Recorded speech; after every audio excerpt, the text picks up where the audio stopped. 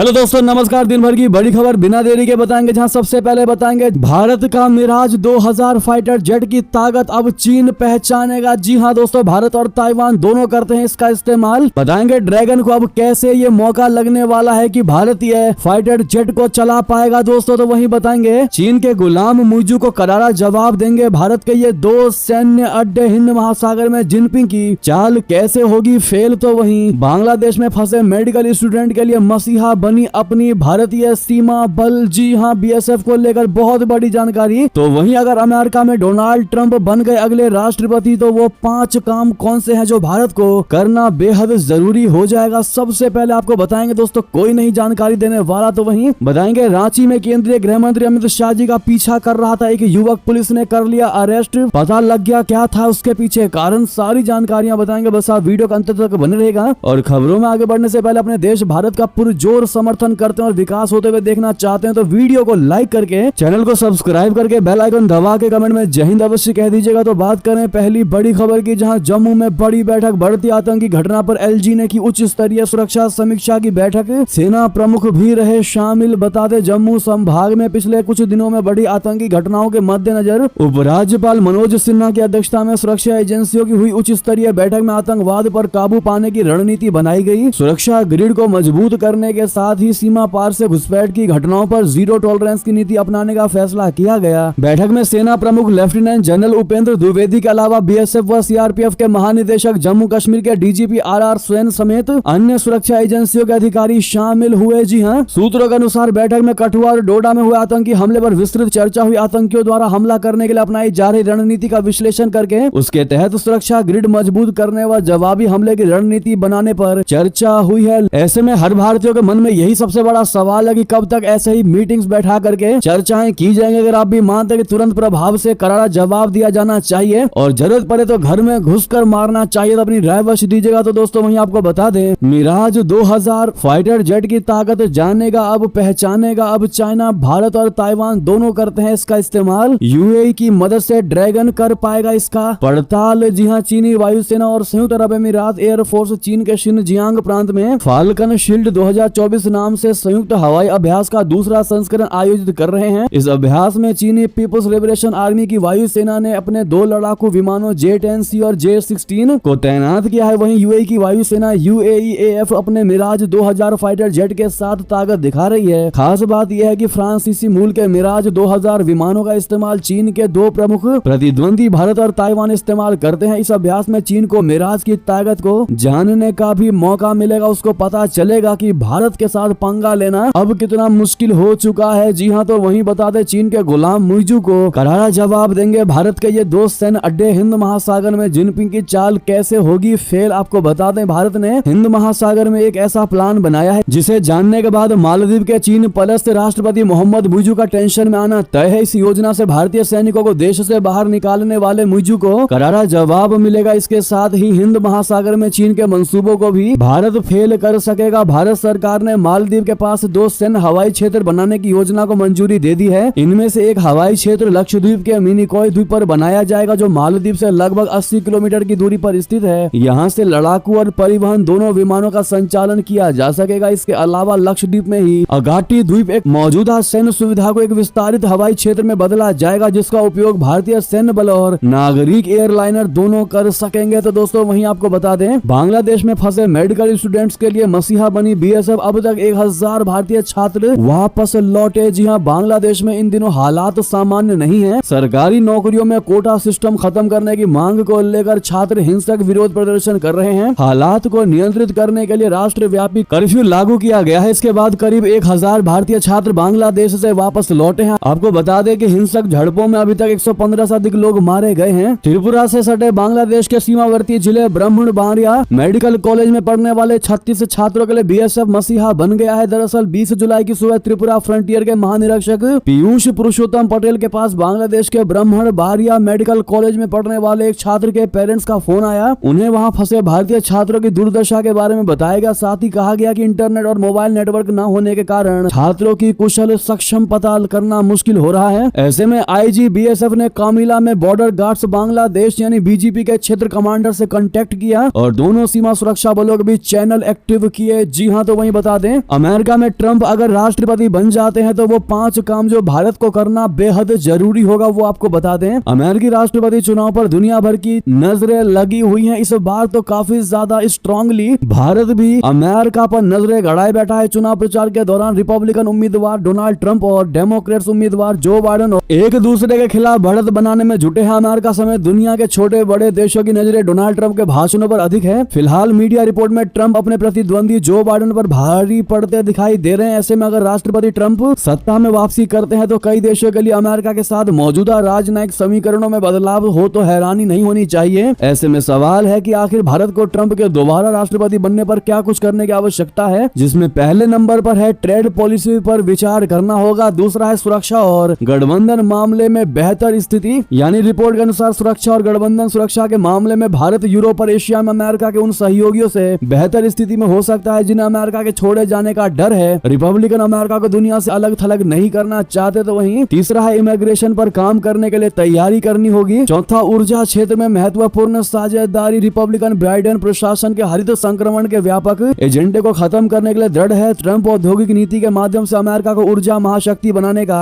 वादा कर रहे हैं, इसीलिए ऊर्जा क्षेत्र में एक महत्वपूर्ण साझेदारी बनना होगा भारत को। तो वहीं अंतिम नोट लिस्ट बता दे, घरेलू राजनीतिक क्षेत्रों के साथ बातचीत जी हाँ बढ़ानी पड़ेगी अपने भारत को। तो वहीं दोस्तों इतना ही नहीं, आपको बता दे ट्रंप से टक्कर में बाइडेन के बदले कमला हैरिस बनी उम्मीदवार। तो क्या होगा भारतीयों का रुख? दरअसल भारतीयों की संवेदना ट्रंप के साथ जुड़ी है, मगर लोग चाहते हैं कि भारतीय अमेरिकी मतदाता भी उनकी आकांक्षा के अनुरूप ट्रंप को ही वोट करें। लेकिन बाइडेन के बदले डेमोक्रेट्स में अगर कमला हैरिस की उम्मीदवारी पर सहमति बन जाती है तो ऐसे में भारतीयों का रुख क्या होगा, ये देखने वाली बात होगी। इसका जवाब हम आपसे भी मांगते हैं, लेकिन आपको बता दें भारत के अंदर भी लोग किसके प्रति अपना समर्थन जाहिर करते हैं ये देखना दिलचस्प होगा। सवाल अहम है, क्या तब भी ट्रंप के प्रति समर्थन बना रहेगा या फिर कमला हैरिस सहानुभूति की लहर लूट ले पाएंगी? हाल के सालों में ब्रिटेन के पूर्व प्रधानमंत्री ऋषि सुनक के हिसाब से अगर देखा जाए दोस्तों तो ऋषि सुनक के प्रति भारतीयों में जिस तरह का जोश देखने को मिला वैसा ही उत्साह कमला हैरिस को लेकर भी देखा जा सकता है। लेकिन दोस्तों अगर हम यही सवाल आपसे पूछें कि डोनाल्ड ट्रंप या फिर भारतीय मूल की कमला हैरिस, तो आप क्या चाहेंगे, कौन होना चाहिए अमेरिका की अगली राष्ट्रपति या अगला राष्ट्रपति? बताना मत भूलिएगा। तो वहीं दोस्तों आपको बड़ी खबर बता दें, मुठभेड़ में मारे गए 3 संदिग्ध एक पहले भी आतंकी गतिविधियों में था गिरफ्तार। जी हां, असम के कछार जिले में 3 दिन पहले पुलिस के साथ कथित मुठभेड़ में मारे गए 3 संदिग्ध हमार उग्रवादियों में से एक को पहले भी आतंकवाद के आरोप में गिरफ्तार किया गया था। एक शीर्ष अधिकारी ने यह दावा किया है। यह बयान मारे गए युवकों के परिवारों द्वारा पुलिस में शिकायत दर्ज कराए जाने के बाद आया है। संदिग्ध उग्रवादियों के परिजन ने इस बात की जांच किए जाने की मांग की है कि तीनों की मौत किन परिस्थितियों में हुई। तो दोस्तों वहीं बता दें आपको, मुस्लिम संगठनों ने एमपी यूपी सरकार पर लगाए आरोप, कहा मदरसे में हो रही है सरस्वती वंदना। जी हां, all India Muslim personal law board, धार्मिक और राष्ट्रीय मुस्लिम संगठन और मदरसों के नेताओं ने मिलकर एक संयुक्त बयान जारी किया है। इस बयान में कहा गया है कि मदरसों को कमजोर करने की कोशिशें बर्दाश्त नहीं की जाएंगी। बयान के अनुसार उत्तर प्रदेश और मध्य प्रदेश जैसे राज्यों में मदरसों को कमजोर करने की कोशिशें की जा रही हैं। इस बयान में दावा किया गया है कि मदरसे राष्ट्रीय बाल अधिकार संरक्षण आयोग के नियंत्रण से बाहर हैं। ऐसे में आयोग ने मदरसों को लेकर राज्य सरकारों को जो भी आदेश दिए हैं वो अवैध हैं। इस बयान में यूपी सरकार के उस फैसले की भी आलोचना की गई है जिसमें 8,449 स्वतंत्र मदरसों यानी गैर मान्यता प्राप्त विद्यालयों से छात्रों को सरकारी स्कूलों में दाखिल कराने के लिए कहा गया है। जिन मदरसों को गैर मान्यता प्राप्त विद्यालयों की सूची में शामिल किया गया है उनमें कई नामी मदरसे भी शामिल हैं। सरकार ने मदरसों से गैर मुस्लिम छात्रों को हटाकर सरकारी स्कूल में भर्ती कर दिया है। इसका भी मुस्लिम संगठनों ने विरोध किया और इसे गैर कानूनी बताया। तो वहीं बता दें, शक्ति परीक्षण में नए प्रधानमंत्री ओली को वोट नहीं देंगे, विपक्षी दल प्रचंड के साथ मिलकर बनाई नई रणनीति। जी हां, नेपाल के नए प्रधानमंत्री केपी शर्मा ओली का रविवार को संसद में शक्ति परीक्षण होगा। इसमें 3 विपक्षी दलों ने रणनीति बनाकर ओली के पक्ष में मतदान न करने का फैसला लिया है। पूर्व प्रधानमंत्री प्रचंड के नेतृत्व में हुई बैठक में 3 दलों के नेताओं ने शक्ति परीक्षण को लेकर चर्चा की। हालांकि ओली के पास बहुमत का आंकड़ा 138 मत पाने के लिए पर्याप्त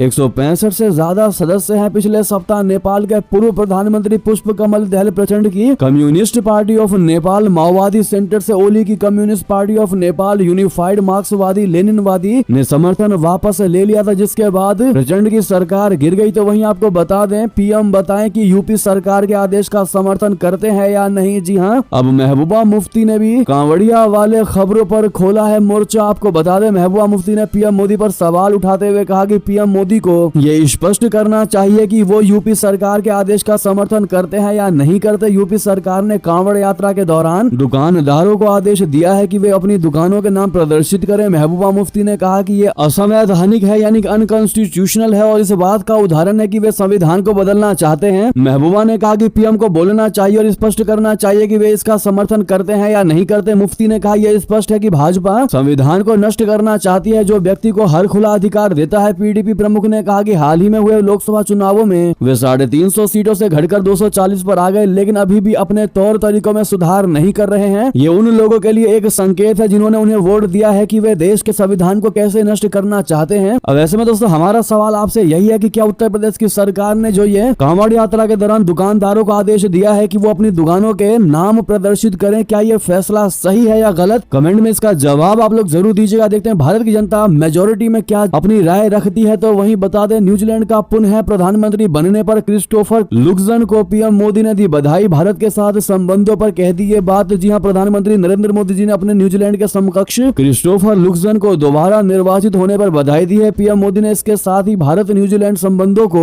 और मजबूत करने की प्रतिबद्धता जाहिर की है। दोनों नेताओं ने व्यापार एवं आर्थिक सहयोग, पशुपालन, शिक्षा और अंतरिक्ष जैसे क्षेत्रों में अपने द्विपक्षीय संबंधों को आगे बढ़ाने पर सहमति व्यक्त की। प्रधानमंत्री कार्यालय द्वारा आज जारी बयान के मुताबिक दोनों नेताओं ने कहा कि भारत न्यूजीलैंड संबंध साझा लोकतांत्रिक मूल्यों और लोगों के बीच घनिष्ठ संबंधों पर आधारित है तथा उन्होंने आगे आने वाले वर्षों में द्विपक्षीय सहयोग को नई ऊंचाई पर ले जाने की दृढ़ प्रतिबद्धता दोहराई। तो दोस्तों वहीं बता दें अमेरिका ने भारत को दिया 5th जनरेशन फाइटर जेट्स का ऑफर। पीएम मोदी से क्यों मिले लॉकहीड मार्टिन के सीईओ? बता दें क्या अमेरिका ने भारत को 5वीं पीढ़ी के लड़ाकू विमानों का ऑफर दिया है? ये सवाल इसलिए भी उठने शुरू हो गए हैं क्योंकि अमेरिका की प्रमुख फाइटर जेट बनाने वाली कंपनी लॉकहीड मार्टिन के सीईओ जिम टाइकलेट ने 18 जुलाई को भारतीय प्रधानमंत्री नरेंद्र मोदी से मुलाकात की है। इस मुलाकात के बाद पता चला है कि लॉकहीड मार्टिन भारत में डिफेंस इंडस्ट्री को परवाज देने के लिए काम कर सकती है। इस मुलाकात के दौरान लॉकहीड मार्टिन ने F-21 लड़ाकू विमान, सिको, रस्की नौसेना हेलीकॉप्टर और कंधे पर रखकर दागी जाने वाली एंटी आर्मर हथियार जेवलिन को भारत में बनाने के लिए बड़े प्रस्ताव दिए हैं। तो दोस्तों बता दें सावधान, पोलियो का वायरस फिर से आ गया है वापस। पाकिस्तान में 9 मामले सामने आने से मच गया है हड़कंप। दोस्तों सावधान, पोलियो के मामले फिर एक बार सामने आने लगे हैं। भारत में भले ही दशकों पहले पोलियो को पूरी तरह सफाया हो चुका हो, लेकिन पड़ोसी मुल्क पाकिस्तान अभी भी इस बीमारी से जूझ रहा है। ताजी घटना में पाकिस्तान में 9 मामले सामने आ चुके हैं। आज पाकिस्तान में इस साल पोलियो का 9वां मामला सामने आया तो हड़कंप मच गया। लगातार रिपोर्ट हो रहे पोलियो के मरीजों से इस गंभीर बीमारी को खत्म करने के पाकिस्तान के प्रयासों को बड़ा झटका लगा है। जियो न्यूज की खबर के अनुसार पोलियो का यह मामला बलूचिस्तान प्रांत के झोप जिले में सामने आया है। तो दोस्तों वहीं बता दें पाकिस्तान की कोट लखपत जेल भेजे गए हैं कुरैशी। जी हां, पाकिस्तान के पंजाब प्रांत की पुलिस ने देश के पूर्व विदेश मंत्री शाह महमूद कुरैशी को रावलपिंडी की अदियाला जेल से लाहौर की कोट लखपत जेल स्थानांतरित कर दिया है। आतंकवाद विरोधी अदालत से अनुमति मिलने के बाद शुक्रवार को एक अधिकारी ने बताया कि ATC फर्स्ट लाहौर के न्यायाधीश खालिद अरशद ने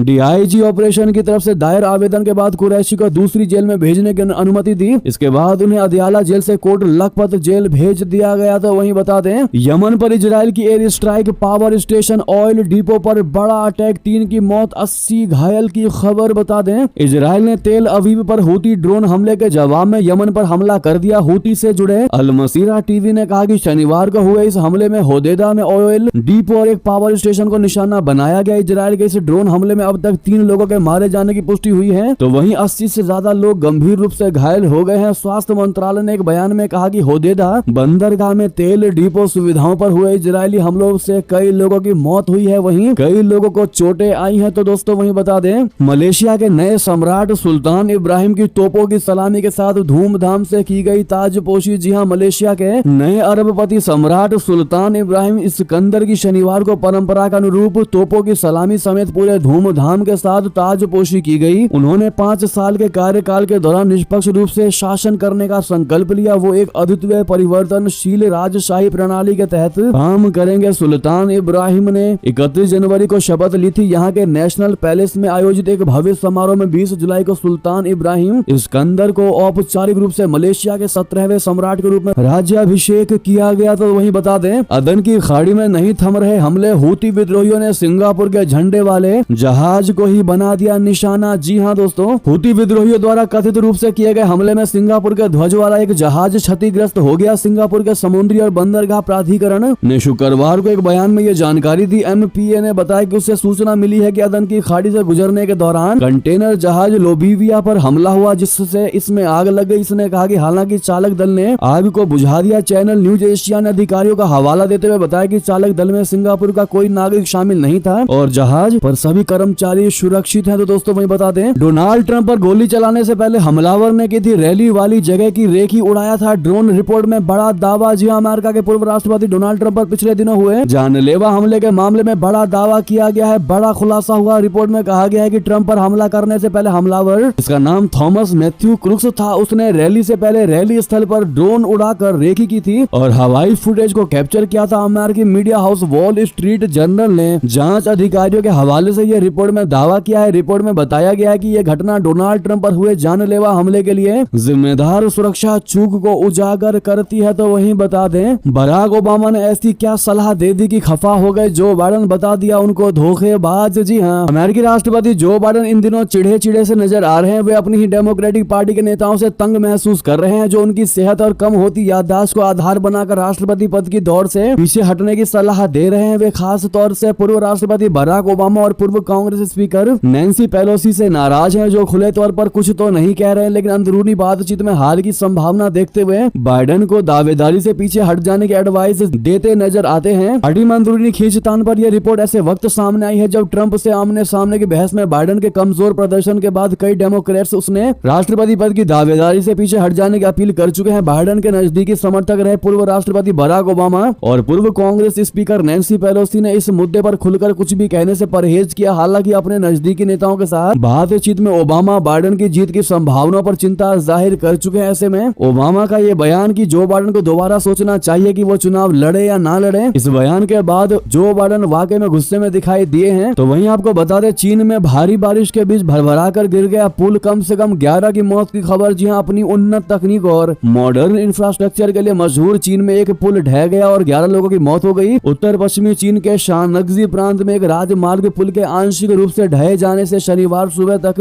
11 लोगों की मौत की पुष्टि हुई है। तो वहीं बता दें, जर्मनी में गहराया एक और बड़ा संकट, भारत से मांगने लगा मदद। आखिर क्या है मामला? दरअसल जर्मनी में इस समय श्रम संकट गहरा रहा है। वहां काम करने के लिए कुशल लोग मिल नहीं रहे हैं। इस संकट से निकलने के लिए जर्मनी की सरकार ने बड़ा प्लान बनाया है। सरकार का मानना है कि इस संकट से भारत उसको बाहर निकाल सकता है। जर्मनी की सरकार नई योजना के तहत श्रम की कमी से निपटने के लिए भारतीय कामगारों को ज्यादा नियुक्ति देना चाहती है। इसको लेकर लेबर मिनिस्ट्री यूबर्टस हील ने कहा कि कुशल श्रम की आवश्यकताओं को पूरा करने के लिए सभी तरह के प्रयास किए जा रहे हैं। अब एक नई योजना पर काम किया जा रहा है, जिसके तहत भारत से बड़ी संख्या में कुशल श्रमिकों को नियुक्त किया जाएगा। तो दोस्तों वहीं बड़ी खबर आपको बता दें, अमित शाह जी ने रांची दौरे में हेमंत सोरेन और राहुल गांधी को जमकर सुनाया। केंद्रीय गृह मंत्री अमित शाह जी ने कल झारखंड के एक दिवसीय दौरे पर सबसे पहले तो अमित शाह जी ने प्रदेश बीजेपी की विस्तारित कार्य समिति की बैठक को संबोधित किया। उसके बाद उन्होंने केंद्र में विपक्ष और हेमंत सोरेन की सरकार पर हमला बोला। केंद्रीय गृह मंत्री ने कहा कि मैं दीवार पर लिखी इबारत पढ़ सकता हूं कि 2024 के विधानसभा चुनावों के बाद बीजेपी पूर्ण बहुमत के साथ झारखंड में सरकार बनाने जा रही है। इसके साथ ही अमित शाह जी ने राहुल गांधी पर जमकर वार किया। बता दें, अमित शाह जी का कहना है कि लोकतंत्र में जीत के बाद घमंड तो बहुत से लोगों को आ जाता है, लेकिन कांग्रेस पार्टी और राहुल गांधी लोकसभा चुनाव में हार के बाद भी पता नहीं किस बात का घमंड कर रहे हैं। अमित शाह जी ने यह भी बात शनिवार को रांची में आयोजित झारखंड भाजपा की विस्तारित कार्य समिति की बैठक के दौरान कही। उन्होंने कहा कि झारखंड के आदिवासी मुख्यमंत्री आदिवासियों की चिंता करने के बजाय लैंड जिहाद और लव जिहाद करने वालों का साथ देकर भूमि और जनसंख्या के संतुलन को बिगाड़ रहे हैं। हजारों घुसपैठी आदिवासी लड़कियों से शादी करते हैं, प्रमाण पत्र प्राप्त करते हैं और जमीन खरीदते हैं। आने वाले दिनों में आदिवासियों की आबादी कम होने वाली है, अब ये भी कम हुई है। आप भाजपा की सरकार बनवाइए और हम श्वेत पत्र लाकर अपने आदिवासियों की भूमि, जनसांख्यिकी और आरक्षण को सुरक्षित रखेंगे। जी हाँ दोस्तों, ये बयान थे अमित शाह जी के झारखंड में। तो वहीं बता दें, इतना ही नहीं, रांची में केंद्रीय गृह मंत्री अमित शाह जी का पीछा कर रहा था एक युवक, पुलिस ने किया अरेस्ट। डीएसपी ने किया ये दावा। दरअसल झारखंड की राजधानी रांची में केंद्रीय गृह मंत्री अमित शाह जी के काफिले का पीछा कर रहे एक शख्स को पुलिस ने गिरफ्तार किया। डीएसपी हटिया प्रमोद कुमार मिश्रा ने बताया कि आरोपी ने गृह मंत्री के काफिले में प्रवेश नहीं किया था। हालांकि वो तेजी से गाड़ी चला रहा था और अमित शाह के काफिले का पीछा कर रहा था, इसीलिए हमने उसको गिरफ्तार किया। तो वहीं बता दें, अयोध्या की मिल्कीपुर विधानसभा सीट पर कौन भारी, एआई के पोल में मिल गया जवाब। दोस्तों, उत्तर प्रदेश की 10 सीटों पर जल्द ही उपचुनाव होने वाले हैं। 2027 2023 के विधानसभा चुनाव से पहले होने वाले इस उपचुनाव को लेकर सरगर्मियां तेज हो गई हैं। उपचुनाव से पहले जी न्यूज की एआई एंकर जीनिया अपने दर्शकों के लिए एआई पोल लेकर आई। दोस्तों जी न्यूज के लिए एक survey data analytics company ICPL ने किया है। डेटा कलेक्शन और डेटा प्रोसेसिंग में आर्टिफिशियल इंटेलिजेंस की मदद से